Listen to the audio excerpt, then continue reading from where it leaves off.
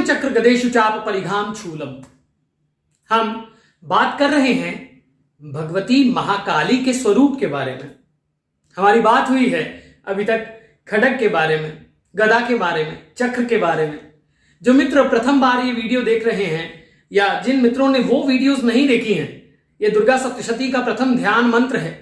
खड्गम चक्र गदेषु चाप परिघाम शूलम भुषुंडिम शिरः शंखम संदलतीं करस्त्री नयनाम सर्वांग भूषावृताम, है ना। तो ये इस मंत्र को टाइम टू टाइम मैं एक्सप्लेन करने की जो है प्रयत्न कर रहा हूं। आपका प्रेम, आपका साथ बना रहे, धन्यवाद। तो खड्गम चक्र गदेषु चाप परिघाम शूलम, भगवती महाकाली के हाथ में खड्ग है ना, चक्र है, गदा है, परिघ है। गदा मैंने पिछली बार भी बात की थी, बल और दंड का स्वरूप है, प्रतिबंध का भी स्वरूप है और पुरस्कार का भी स्वरूप है। और परिघ क्या है? अब भगवती के निराकार रूप और साकार रूप, इन दोनों को अगर हम जाने, निराकार रूप में पेड़, पर्वत, सूर्य, चंद्र, पृथ्वी, अंतरिक्ष, ये सब उसी का स्वरूप है। और साकार रूप में अस्त्र, उनके हाथ में 10 हाथ, 10 सिर, हाथ में अस्त्र, और वो अस्त्र परिघ, खड्ग, गदा, शूल, भुषुंडी, शिर।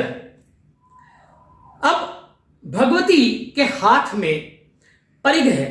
परिघ के पहले तो साकार रूप में क्या अर्थ है? साकार रूप में परिघ को गंडासा ये बोला जाता है, लोहे का अस्त्र बोला जाता है। और ये लोहे का अस्त्र काटने और प्रहार के लिए प्रयोग किया जाता है। अब महाकाली का स्वरूप जो है वो उग्र है, और उग्रता में वो सब शत्रुओं, सब कष्टों, सब असुरों का नाश करती है। परंतु उसके साथ में जो उनका निराकार रूप है, उसमें परिघ का अर्थ क्या है? उसमें परिघ का अर्थ क्या है? परिघ को बाधा भी बोलते हैं, प्रतिबंध। परिघ को सूर्य और चंद्र से भी मिलाया जाता है। परिघ को नदी, पर्वत से भी मिलाया जाता है। परिघ को शेषनाग से भी मिलाया जाता है।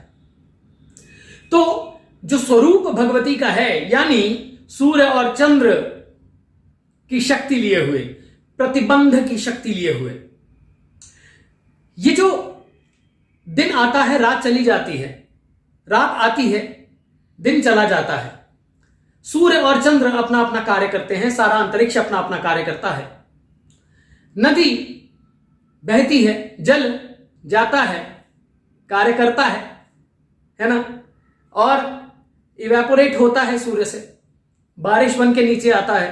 ये सब नियम है ना। अगर एक भी चीज इनमें से मिसिंग हो तो जीवन नहीं है। तो ये एग्जिस्टेंस भगवती का ही स्वरूप है। तो ये परिघ का अर्थ है प्रतिबंध। यहां उनके निराकार रूप में प्रतिबंध का अर्थ क्या है? यानी खड्ग संहार, रक्षण, और गदा बल, चक्र नियम। और किन्हीं चीजों को होने देना है, किन्हीं चीजों को नहीं होने देना है। वो जो शक्ति है वो परिघ है। वो है भगवती के हाथ में परिघ का स्थापन और परिघ का अस्तित्व, परिघ उनके हाथ में होना। निराकार रूप में भगवती के इस स्वरूप को हम अविद्या भी कहते हैं। अविद्या का अर्थ क्या है? अविद्या, विद्या मीन्स नॉलेज और अविद्या मीन्स इग्नोरेंस, अज्ञान। सृष्टि से पहले सत नहीं था, असत भी नहीं, आकाश नहीं था, अंतरिक्ष भी नहीं, है ना।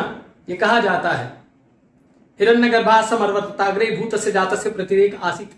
जहां कुछ नहीं था, जहां न ज्ञान है ना अज्ञान है, जहां ना एग्जिस्टेंस है ना नॉन एग्जिस्टिंग है, जहां पे केवल वो शक्ति है, केवल वो शक्ति है, केवल वो स्वप्न आकाश है, जहां सृजन और संहार, मैं हमेशा कहता हूं ये भगवती महाकाली हैं, सृजन और संहार इनकी गोद में खेलते हैं।